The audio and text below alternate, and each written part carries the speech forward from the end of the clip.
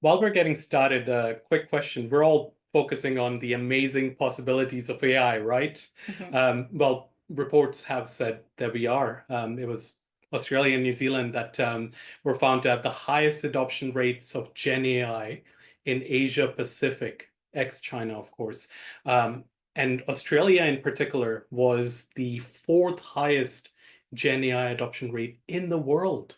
It's fascinating. A report, obviously, being a stats nerd myself, it suggested that adoption has paid off.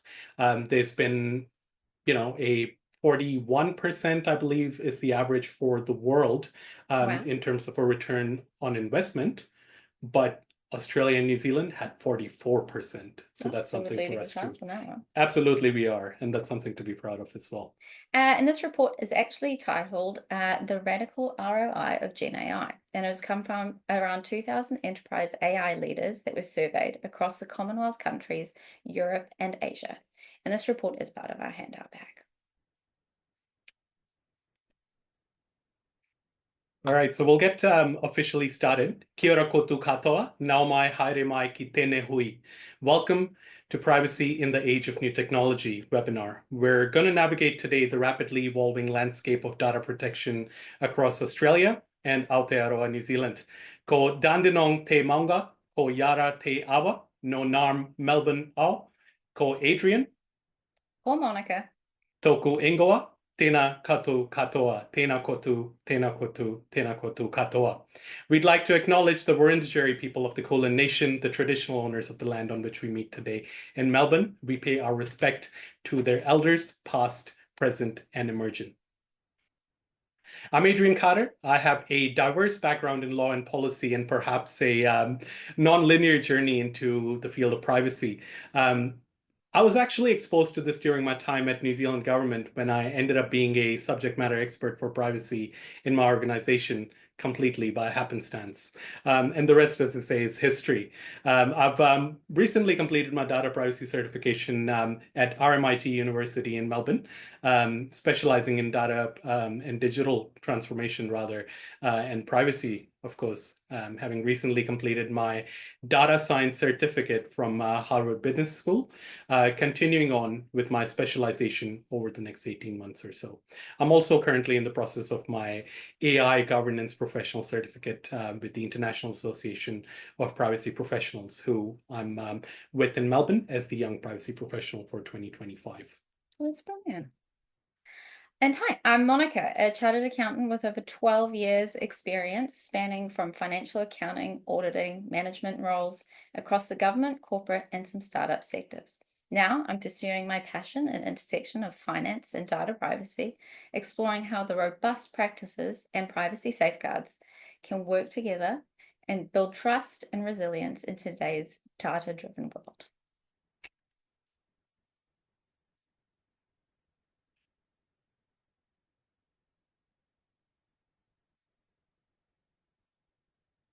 All right, so before we dive in head first, let's get a sense of who's kind of joining us today. We've got a poll that's going to be coming up on the screen. It'll basically ask you the question, what your organization's biggest privacy concern today is. And we'll give everyone about 30 seconds just to complete that poll before we move on. Now, this obviously serves two purposes because it makes sure that the technology is also working as intended.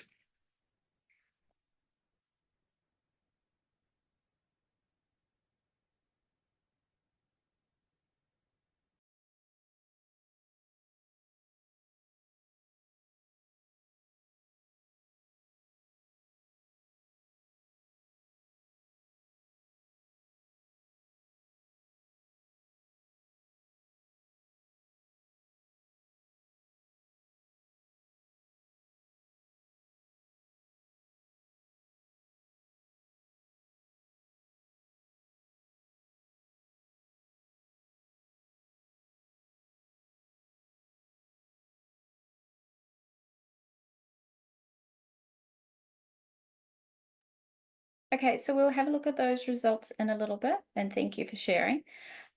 So what we'll be covering off today, let's have a look at that. Do you want to go off into that next screen? Sorry about that. That shows the Technical issues is the thing. Yeah, so thank you for sharing. Let's look at those results in a little bit. Today's we'll be having a look at the exponential growth of data and its implications. We'll also be looking at new technologies and their privacy challenges. We'll have a look at AI governance and frameworks across the regions. We'll also have a look at regulatory differences between Australia and New Zealand and some practical steps of navigating these changes. All right, so let's just dive into it. I find that stats, again, being a stats nerd, self-identifying, but I find that this puts things into perspective very quickly. We've got up on the screen a visualization of global data growth. Now, I can't describe it any other way than staggering. These stats, they're speaking for themselves. In 2013, Norwegian researchers had noted that 90% of all data in existence, it had been created in just the last 2 years. Now, 4 years from that quote, we were talking about today. We were talking about 2025. And just look at that trajectory. That trajectory, it's predicted to be over doubling in the next 4 years. Actually, it's less than 4, 3.5 at this stage. To put things into perspective, at this stage, every couple of years, the world's data volume is almost doubling. And this has been driven by, obviously, the Internet of Things, social media, cloud computing, what have you. And now we've got AI in the mix. As a side note, I'm not sure if many of you knew what a zettabyte was. Did a little bit of digging, obviously, using AI. It's actually 1 followed by 21 zeros. That's a lot of zeros. It is. It's 1 trillion gigabytes. That's a lot of hard drive space. Wow. And apart from hard drive space, what is the value of data? In 2017, the global data economy was valued at $3 million US, 3 trillion, my apologies, according to the World Economic Forum. I know that COVID's kind of changed our timeline a little bit of that perception of time, but that was 8 years ago now. Gosh. Speaking of feeling old, remember oil? In all seriousness, the phrase data is the new oil, it became commonplace since The Economist first popularized it in 2017. But it was actually penned in 2006 by a British mathematician, Clive Humby. He first said it way back in 2006, but since its origin, this is a statement that has underpinned our understanding of a new digital economy, how that's going to work. The European Parliament, quite poignantly, about 14 years after, has pointed out that unlike oil, data is infinite. It can be reused, with important caveats about ownership, access, all those rights that come with it. Unlike oil, physical possession, it's simply not an indicator of who data belongs to. That is one distinction between oil and data at the end of the day. Notwithstanding, it does remain that data is perhaps, if I may, the biggest commodity in modern society today. And it's a really good point about commodity. Commodification, is that even a word? Well, commodifying data, speaking of commodities, and now from a financial perspective, look, money talks, right? We're increasingly paying for our digital services, not only with our digital wallets, but also our personal information. Data brokers and targeted marketing have turned this information, as Adrian has put it, into commodity, often without our explicit awareness or informed consent. And as the European Parliament has rightfully pointed out, the digital economy is relatively new and has a very short history. But there are already indications that inequality and limits of competition are ensuring that the big players stay in the lead and the small players are organically pushed out. Again, money talks, and data is now, well, money. So both Australia and New Zealand recognise privacy as a fundamental right. Australia protects through the Privacy Act 1988, which has had some recent amendments, and its 13 Australian privacy principles. Similarly, New Zealand Privacy Act 2020 also provides similar protections, including its own 13 privacy principles. Both countries are strengthening their enforcement, particularly around indirect data collection and automated decision making. There is, however, as it always seems to be the case in a well-functioning democratic setup, constructive criticism of whether the protections provided are adequate. As is outlined on the slide, regulation, I quote, has struggled to keep up, especially in our region of the world. That is not to say that it is the same overseas. We can see different jurisdictions where different levels of overview of legislation has kind of been, rolled out in a way that is either rushed or it is something that is done in a manner where it's reacting to a particular situation, such as AI coming out. So it's always going to be problematic, but at the same time, it is something to be taken with a grain of salt. Mm-hmm. The dissenters, as I call them, they mostly rely on stats such as these that are on the screen. That 15% year-on-year increase in total privacy complaints, increase in data breaches, the average time of 7.5 months to finalize a complaint. These are all prime arguments that are often seen that, quote unquote, the system isn't working. But let's actually not forget that legislation itself has established Australia and New Zealand both to have dedicated privacy commissioners, dedicated offices altogether, roles which are clearly taken very seriously, as is evidenced by not only these same very publicly available stats, but by observations of things like the Privacy Week. There's whole weeks dedicated to this cause as well. This complicated and very ambiguous area that is the resolution of matters. It's such a new field of regulatory compliance that it's something that can only be thoroughly understood by someone having worked in the trenches, as to say, behind the scenes. Anyone in the New Zealand Public Service, I'm sure there's a few people from the public service in Wellington joining us today. We have seen this firsthand working in a rapidly changing environment in the times of the recent pandemic, when as public servants, we were not only upskilling ourselves in a totally new area or legislation that never existed before, but also learning how to apply it as we went. So it's important to remember that there's some nuance to these stats, and they must be viewed against the entirety of the picture.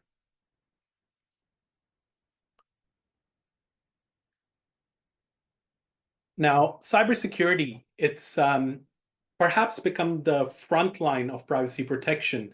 These terms are usually used interchangeably, but at the same time, they are distinct terms altogether. But one thing is for certain, both countries have recognized the importance of cybersecurity. The New Zealand cybersecurity strategy, it's from 2019. It's quite ahead of its time. It's a baseline national framework designed to enhance the country's cybersecurity, to ensure safe and secure cyberspace, protect against cyber threats, and all that jazz. The strategy actually was formed partly to advance the work of a 2015 national plan to address cybercrime. The strategy, it obviously gives guidelines on cross-stakeholder collaboration on issues such as encryption, which is a hot topic right now, ensuring that law enforcement can access information it needs while balancing the rights of New Zealanders to protect their privacy and security. And that's not topical to New Zealand only. In Australia, there's a brand shiny, sparkly new Cybersecurity Act. It received royal assent in November 2024. It's brand new. It addresses topical issues such as mandatory standards for smart devices. And look, now I've always been an early adopter. I've lost count of how many smart devices I have, but your smartwatch, your smart bulbs, your switches, anything that's a consumer grade smart device, this applies to. So it's a big change. We do. And I know this change will be unpopular, but the new act requires that there be no universal default passwords. All consumer smart device passwords need to be unique per device, or as defined by the user. So it's quite some changes coming. They're already here, but being implemented over the next little bit. There's also a very important part, I believe, is the ransomware reporting requirements. You're now required to report ransomware payments made within 72 hours of the payment made. It's clear that the Act aims to disrupt the ransomware economy because it is an economy at the end of the day. It is happening so much more than we would like to believe. This aligns our laws with global best practices, particularly the UK standards, which are quite comprehensive at the end of the day. Now, this will be applicable to anyone with an annual turnover of Australian dollar 3 million, but it's also applicable to those entities that are responsible for critical infrastructure. So there's substantial work happening behind the scenes being done in the protection space in our region. However, an important distinction I must make is that the New Zealand cybersecurity strategy, it's not mandatory for businesses at this stage. It's a framework. It's a best practice to guide and enhance national cybersecurity without imposing specific legal requirements. Now, as is with any time society has adopted something new areas of importance, they just make themselves apparent. Data and AI ethics being one such area. It's fascinating how it's cropped up, but it begs the question that already has existed, the question of data sovereignty. It's often debated in the public sphere as well, but it's important to acknowledge that for Indigenous Australians, for Maori, and Indigenous people all across the globe, it's important to know that data sovereignty takes on additional cultural dimensions. It's about having guardrails on how cultural data and personal data in relation to Indigenous communities, how it's collected, how it's stored, how it's used. It must align with those principles of self-determination. It must align with the collective rights as well. Organizations like Te Manararongi in New Zealand and Australian Institute of At-Sea Studies are leading important work in this space. On a world scale, there is the GIDA, which is the Global Indigenous Data Alliance. They are working with the aim of advancing and asserting Indigenous data sovereignty and governance and Indigenous people's rights and interests in data altogether. Okay, so let's take a look at some new technology. So what do we mean by new technology? When we talk about new tech, we're referring to things that have either been recently developed or improved. We're talking about innovations. We're talking about advancements over existing technology, or we're talking about entirely new concepts that we've never even thought about before. Things that disrupt how we're currently thinking. This includes things like AI, the Internet of Things, a blockchain, which I still don't quite understand, and quantum computing, which I won't even try to understand. Well, that's a human answer.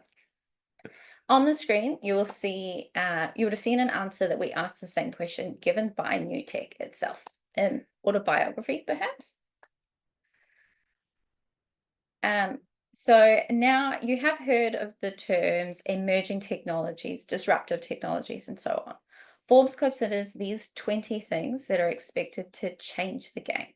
So if you weren't taking notes this far, you may want to just screenshot this as a cheat sheet. We'll leave this up for a couple of seconds just so everyone can have a bit of a read. And I think we've got some interesting ones on there ourselves we might need to try next, such as AI glasses, right? That's one thing I've been meaning to try. There's quite a few out there, including the Ray-Bans and the Meta ones. There's some privacy concerns around those, obviously, but at the same time, augmented reality and virtual reality and the combination thereof. It's something that's creating such fascinating end-user consumer goods. And that's something that the AI enthusiast in me absolutely loves. Not the privacy professional. No, not the privacy professional. Okay, so let's talk about some use cases for new tech. I'm assuming most of us have played around with some sort of AI or new tech, and the benefits are compelling, right? So now apply that to a governance level. Think about AI-driven diagnostics saving lives, smart cities aimed at reducing emissions and improving services to citizens, and personal experiences making tech more useful. Well, smart cities in particular is quite a fascinating study. It said that smart cities thrive off data-driven insights. So smart cities sounds a bit dystopian, right? But not really. Or is maybe the future here? In either case, smart cities such as Buenos Aires or even countries like Singapore are taking the so-called AI revolution head on. There are some unique and ambitious projects out there in works as well. A Deloitte report shows that a city in Beijing Economic Technological Development Area has invested some substantial resources into building a cloud-based infrastructure that enables smart medical services. So this includes things like intelligent triage and pre-diagnostic consultations.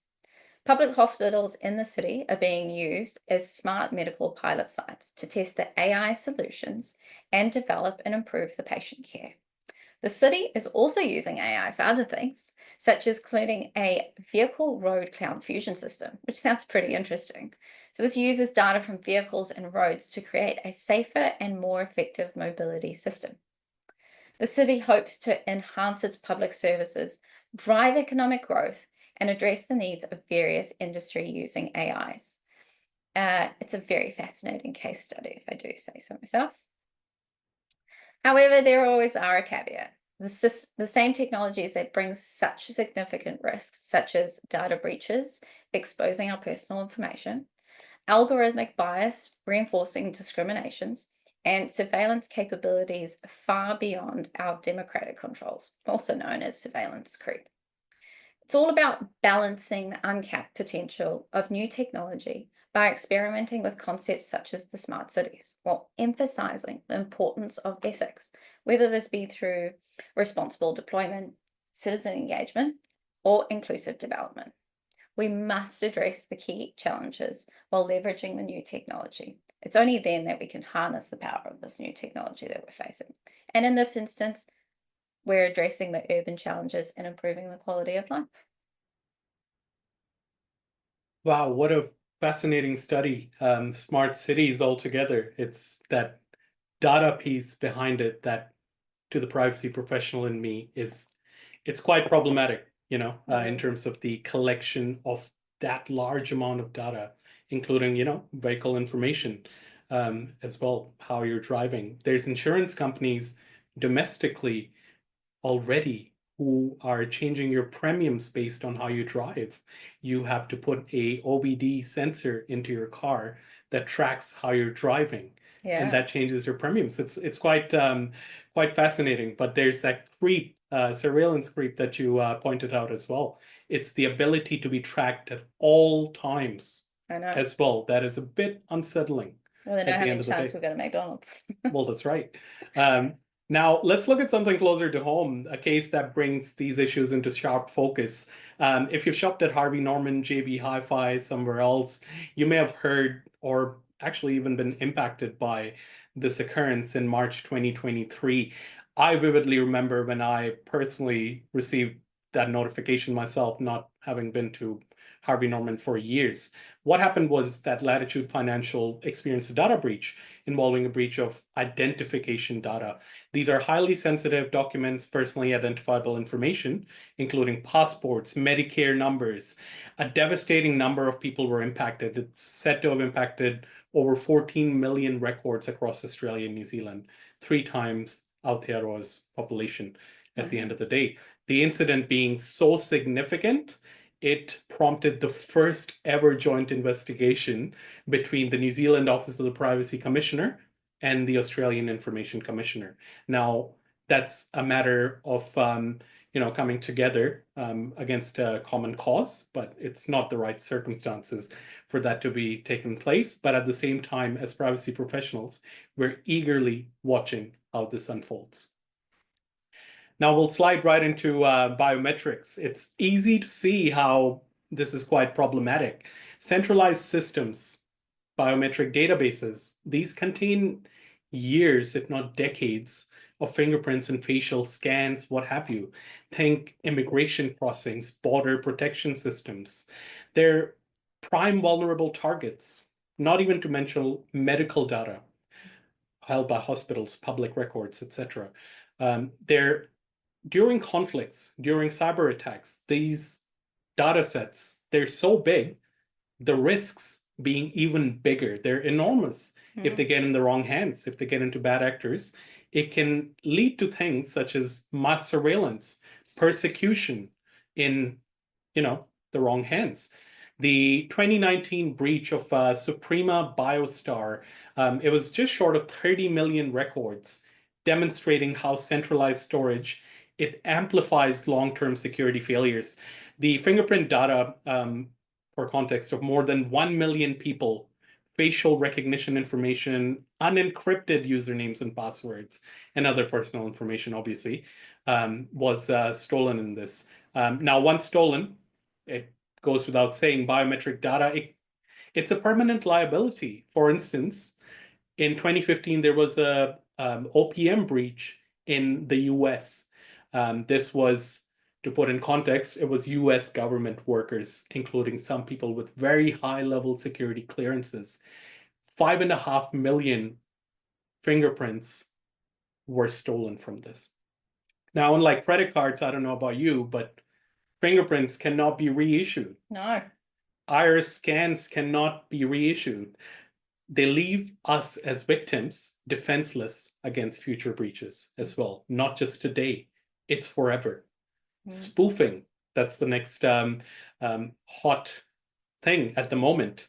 Spoofing, AI attacks. It's quite topical. You can find YouTube videos where people have bypassed facial recognition using 3D printed masks, while AI deepfakes replicate voices and faces to infiltrate security systems. Synthetic biometrics is another area. That's something that I've had personal experience in. These are biometrics generated from social media photos. They enable identity theft at large, at scale. For those who are new to this concept, by the way, synthetic identity, it blends real and fake identities. So a real ID number, for instance, may be paired with a fake name. It may be paired with a fake address or linked to a deepfake image that lines up with the hacked identity data. So what that does is that undermines that trust in our own authentication and protection tools. So the big issue at the end of the day being that ethical frameworks and legal advances, they're lagging behind the technological advances in today's society. It's estimated that a high number of US police agencies are using facial recognition. There's transparency concerns about that. Risks of wrongful arrests. That's a lot of risk, and that is unreasonable risk, in my opinion. In your handout pack, you'll find a report from Europol, which is the European Police Service, in relation to biometric and future vulnerabilities as well. Thank you for that. Yes, that's right. I do remember getting that notification. Mind you, it was for the Latitude New Zealand, but it was definitely something that became a lot more real for me when that happened to me. I hadn't really thought about my data in that aspect before. So the Latitude case does highlight how new technology amplifies and both the value and vulnerability of our personal data. Data and privacy are intricately intertwined. Privacy concerns when dealing with new tech, such as AI, arises from the inherent need to collect and use large amounts of sensitive personal data, whether this be for a task or training our large language models. Now, it's no brainer that this can and has led to such risks as unauthorized access, data breaches, and misuses of significant legal and ethical implications. Now, addressing these challenges requires a few things. It requires a robust data protection, privacy preserving techniques, and maybe most important one of all, informed consent and transparency, which is definitely needed to balance the technological progress against any individual privacy. That being said, not all hope is lost. So on a positive note, the advancement of more robust encryption technologies has only been possible due to the new tech, and the new approaches allow data to be processed while remaining encrypted, ensuring privacy without sacrificing the usability.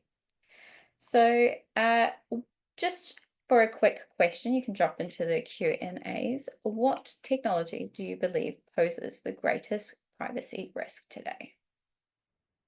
So we'll give you about 30 seconds of that.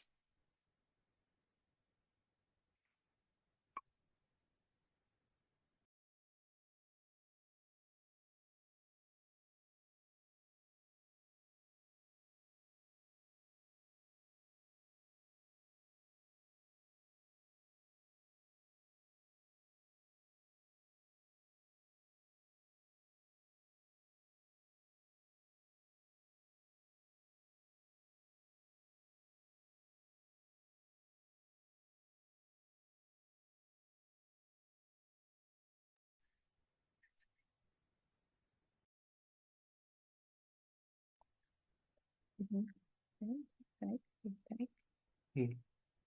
we're Okay. seeing quite a few deepfake answers as well. Humans not knowing how to properly use tech. That education piece. It's Anything quite connected. important. Yeah, quantum computing. I like the one, anything connected to the internet. ChatGPT, in particular, there's some big privacy concerns. Yeah. All right, we'll move on into the next focus, which is artificial intelligence, the most prevalent and perhaps the most used new tech out there currently. Now, what exactly is an AI, especially as it's viewed by the law? One thing is for sure, it's smart enough to absolve itself of all legal liability, as you can see on the screen. I mean, all jokes aside, the AI on the screen, it's not entirely wrong. Essentially, AI being a tool or a system that automates tasks that were traditionally done by us at the end of the day. It's as simple as that. There's different levels of automation, given that you can have a car that drives itself. It is the highest level of automation, fully automated.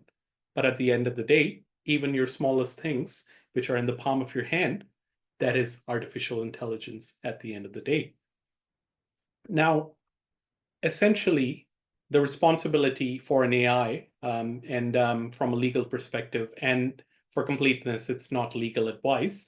The responsibility, however, it does seem to lie with us humans and not the AI itself. Similar to New Zealand, Australia doesn't currently have specific legislation directly regulating AI. And instead, we rely on existing legislation with supporting voluntary frameworks and guiding principles. AI governance, again, being a completely new area. It's rather a completely new subset of new tech that has deserved its own area. The focus of the space is to develop frameworks and standards, ensuring AI is ethical, it's transparent, it's safe to use.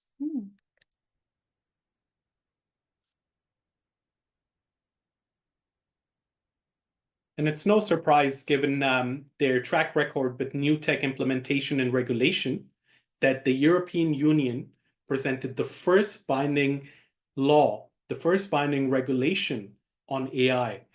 And this is the only explicit legislation on AI at this stage. When the European Commission proposed that law back in 2021, we were perhaps still in lockdown at that stage. They established a risk-based AI classification system.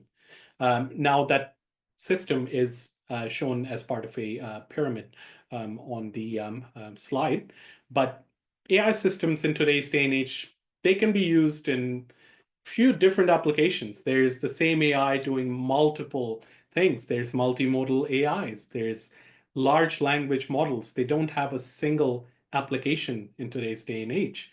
But how does that work, given that this didn't exist back in 2021?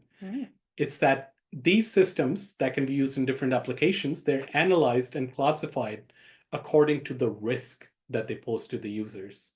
Now, different risk levels, they mean more or less AI compliance requirements. In 2024, this gold standard of AI governance, if I may, it came into adoption, and by 2026, it's going to be completely binding across EU. This is something, if you're a privacy professional, regardless of what your job title is, regardless of what field you're in, because we see the divergence of people from all sorts of areas in this beautiful area of privacy. Regardless of what you are or where you're from, you're eagerly following this legislation and seeing how it rolls out. Now, coming back home, the Australian government recently conducted consultations on safe and responsible AI. It identified the current regulatory system. It's not fit for purpose to respond to the distinct risks that AI poses. As a result, in addition to the voluntary AI safety standard, Australia is introducing 10 mandatory guardrails for high-risk AI. Now, keyword in the AI safety standard being voluntary at the end of the day. Now, these mandatory guardrails for high-risk AI, they are expected to be included in the AI regulatory strategy. Its aim is to support cohesion, harmonization across related activities, because it's kind of spanning the whole area of all sorts of professions at the end of the day. The proposed core elements of this are provided to you as a handout as well. Now, back to Aotearoa, where New Zealand's journey into AI governance, much like Australia, it's in its infancy. Existing frameworks, such as the Public Service AI framework, they emphasize human-centered values. So guidance and research for AI use in the public service, that's a good first step from both countries. The Government Chief Digital Officer of New Zealand, they've modeled the standards that are expected of the community in this guidance piece as well. The Public Service AI framework obviously sitting within the National AI Strategy, which is still currently in development, given how new this field is. Okay, so let's look and compare some of those approaches. It's no secret that AI can boost innovation, efficiency, and even public safety when properly governed. However, in jurisdictions where there's rapid AI expansion happens, without robust guardrails, it can lead to the issues such as we've discussed of the privacy breaches and the discrimination. So on the screen, you'll see a few domains of comparison between the EU and Canada AI regulatory approaches. The full chart of the study is part of our handout pack, which we have also provided. Now, Australia and New Zealand are definitely taking a more cautious, risk-based approach. Okay, so let's talk about deepfakes. I know we touched on them previously. Deepfakes are a real issue these days, as you can see when most of you have been answering. In 2024 itself, it made notable impact on the political campaigns internationally. In the US, the political consultant was fined $6 million for fake robocalls featuring AI-generated deepfakes of President Biden's voice. During India's 2024 election, Meta approved AI manipulation ads spreading disinformation and hate. And more recently and locally, the Australian Electoral Commission launched the campaign Voting Urges to pause and reflect, particularly regarding mis- or disinformation. But the message applies to all types of information. This is topical as the Australian political party actually recently deployed an AI-generated video of opposition leader Peter Dutton. The opposition also engaged in AI consultants and also engaged in somewhat controversial political tactics. Yeah, while it's quite as a citizen, or rather as a member of the public, it's quite entertaining to watch these things happen. But at the same time, there is real issues. It's a deeper rooted issue at the end of the day. The law obviously does not stay behind in this area. In South Australia, for instance, recently, deepfakes were criminalized altogether, addressing this deeper, insidious issue, namely, what is the use of new tech for explicit and sometimes even unlawful activities altogether. There's been some horrific consequences in some instances as well. We've had, very life-altering consequences for people who've been victims of deepfakes, and it's happened one too many times. Now, remember that report from the beginning of the webinar, the radical ROI of Gen AI? If you hadn't joined us yet, the report found that Australia and New Zealand had the highest adoption rates of Gen AI in Asia Pacific ex-China, with Australia in particular as the fourth highest Gen AI usage rate in the world. The global average ROI on AI being 3% over the world average for Australia and New Zealand, the highest in the world from that study, of course. This is also part of the handout pack. At this point, with that in mind, we'll do an interactive poll about your organization or whether you work for yourself, whether there is AI governance frameworks in place, whether it's comprehensive in development or it's something that we're planning. So this poll will pop up on the screen shortly. We'll give you about 30 seconds or so.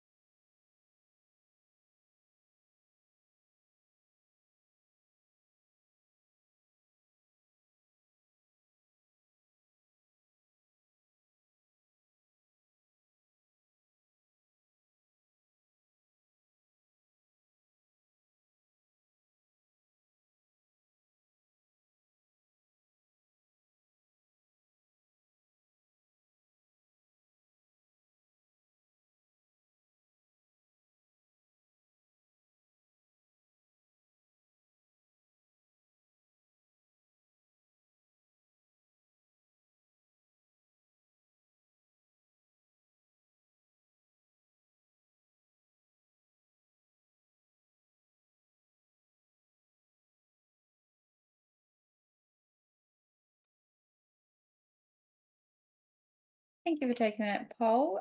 We do see that the QR hasn't been working, so we will get that sent through through the Privacy Commissioner after this website. So thank you all for letting us know that. We'll have a look at those answers shortly. Now that report that we were referring to, it's that same report that also found that a majority of people or other businesses were using commercial or open source generative AI models in their business processes.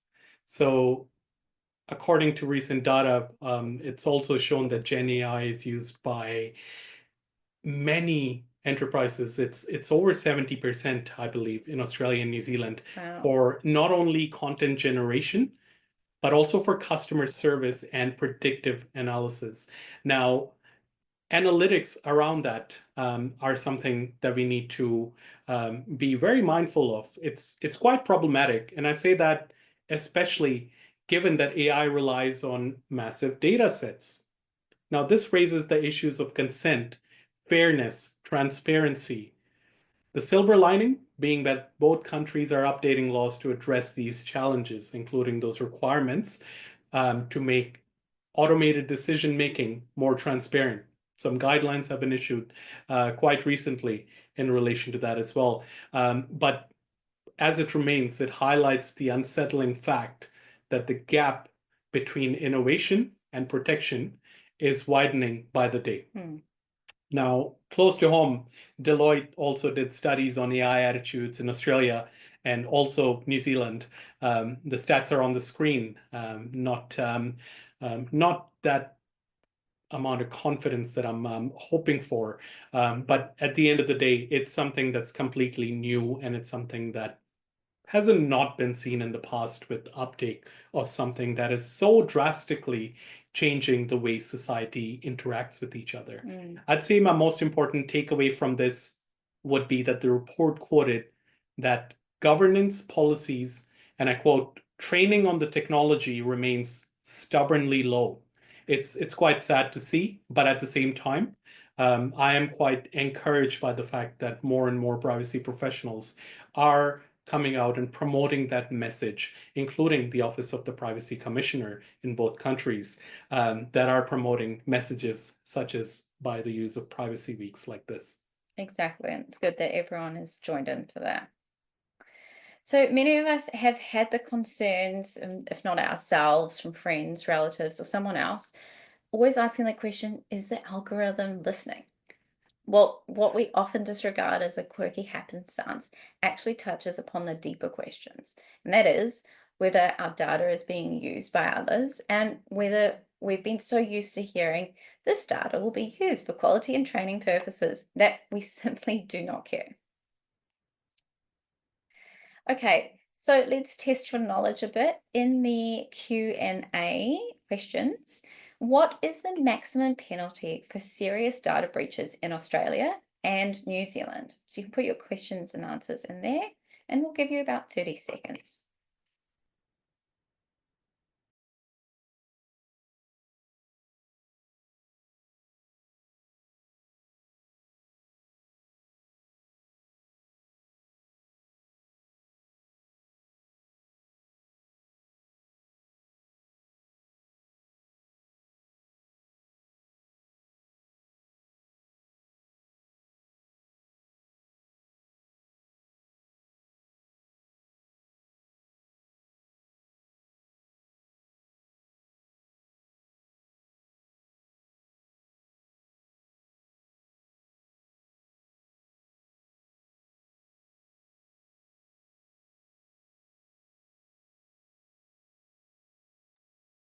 Okay, so the answer as correctly identified by most of you.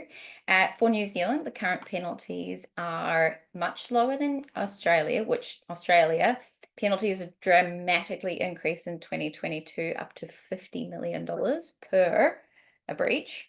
That's a lot of money. And in New Zealand, currently we have $10,000 per breach, although there are new enforcement powers pending. So we'll keep an eye on that. Regardless of the differences in the penalties at this stage, the regulatory distinctions between both of the countries is perhaps not dissimilar.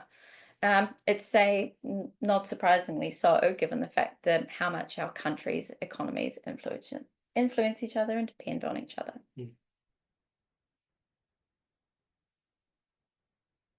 That's actually a good point.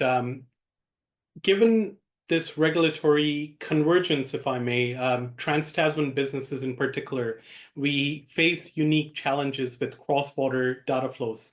Australia's laws are stricter on overseas disclosures because that jurisdiction kind of gets activated at that stage, while New Zealand focuses on adequacy, contractual safeguards. So it's the phrase same, but different. But as pointed out, this convergence between our trans-Tasman nations versus, say, other completely foreign jurisdictions, as you can imagine, would make cross-border data flows that much more complicated. Say you found a server in Vietnam to be the most cost-effective solution for a business's data. What jurisdiction are you liable under now? If an inadvertent data breach happens, if it's linked to a hacker in Romania, let's say, for instance, is that different? And is it different if one of your server administrators who's, say, frustrated about being underpaid, he's the one who leaks the information on the dark web? These are questions that are routinely being decided upon by the courts these days. Yeah, it's getting more and more complicated out there.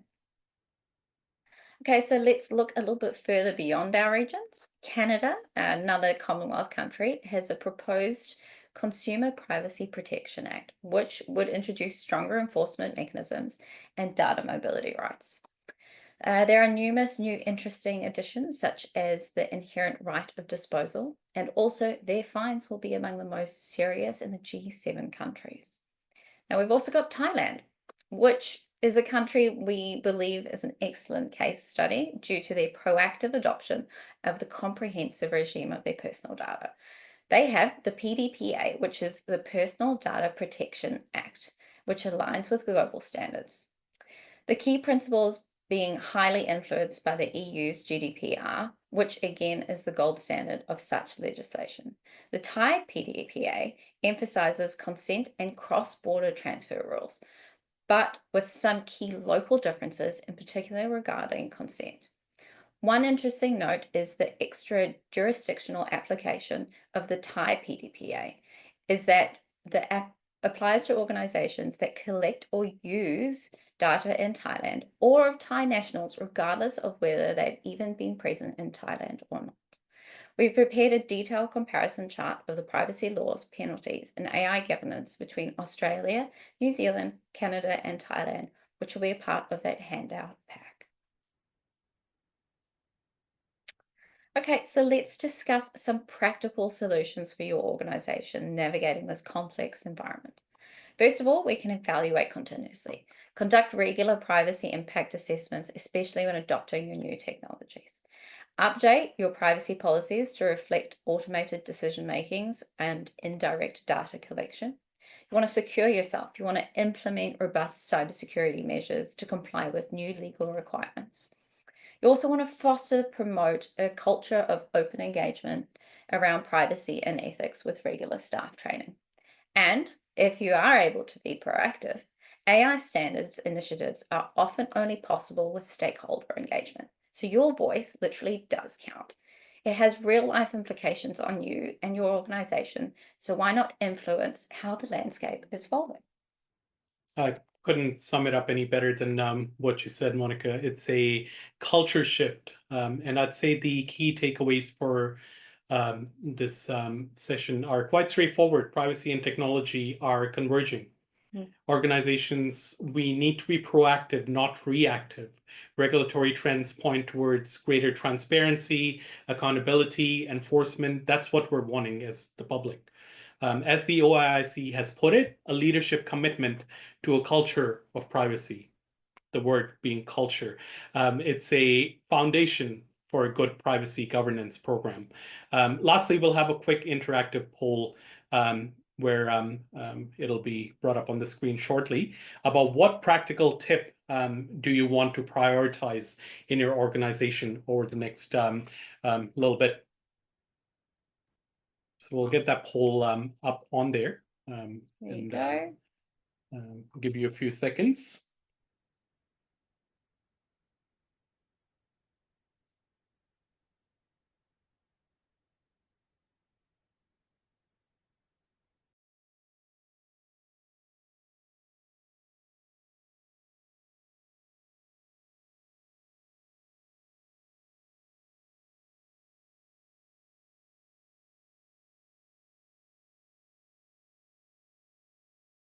And click on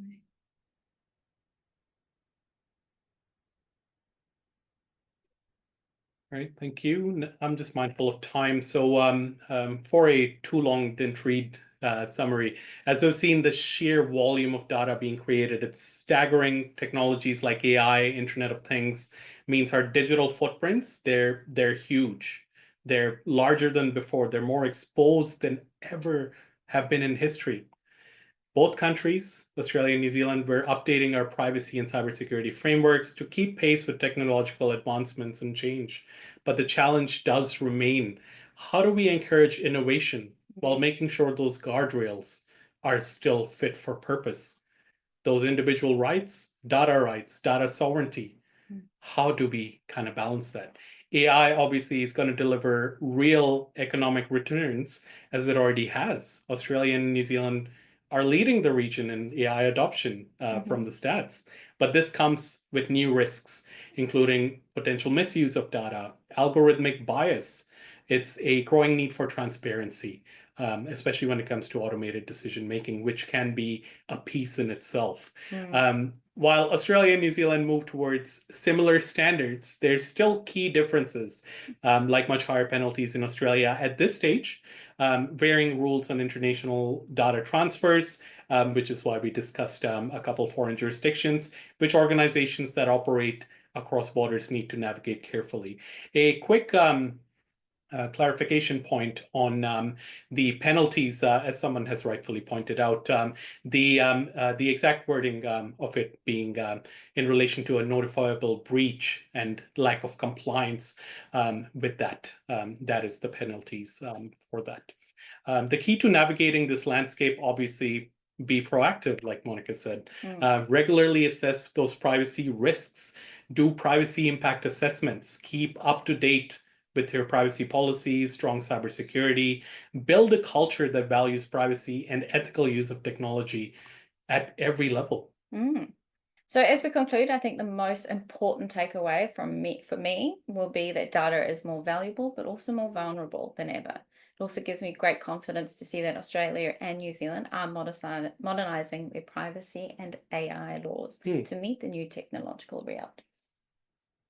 Now, speaking of modernizing, what do we expect from the future? Can we even predict this? Well, we saw how much data is being collected daily, right? Of course, we can predict this. Conditions apply, of course. We ask an AI how it expects itself to evolve. and that's up on the screen. And yes, we immediately shut the system down after this answer. Now, in all seriousness, looking ahead, we do expect further harmonization of privacy laws across the region, perhaps regulatory alignment with global standards. We may see stricter privacy laws even than today, including GDPR-inspired data protection, biometric regulation, AI-specific guardrails in particular.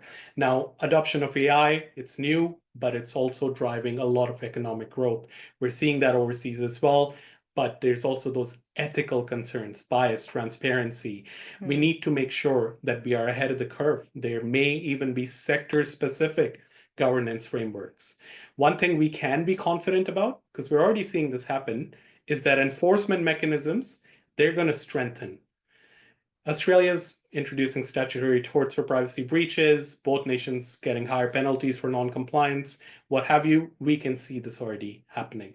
Workforce demands, obviously they're shifting towards AI skilled roles, large-scale upskilling required to meet that job creation, but at the same time, also those challenges like how do we ensure data is quality? How do we ensure that our organization is set up not for failure, but to make sure that IT business collaboration, that alignment piece, how that kind of works out. Either way, it's a very educated expectation that AI governance will become central to compliance with a focus on risk management, human oversight, of course, but organizations that prioritize privacy and ethical AI are likely to gain public trust, I'd say, and of course, a competitive advantage because of that. And as we look to the future, let's remember the importance of Indigenous data sovereignty and ethical stewardship for all communities. Now, we've got a segment for question and answers, but I am mindful of the time. We've got a couple minutes left. So we will open the floor for questions just for a couple minutes. What challenges are you facing? What future trends excite or concern you? And if you don't get a chance but have a really pressing question, please feel free to reach out or just to drop us a hi, obviously. The Office of the Privacy Commissioner will be liaising with us, and we'll send out those handouts for those who had issues with the QR code in particular. Thank you guys all for attending. It's been lovely to share Privacy Week with you guys. Yeah, it's been an absolute pleasure. For academically inclined friends, here's some references. Of course, I've got to pass through the secure layers first. But we'd like to say thank you very much. Hairira and Matewa. Thank you.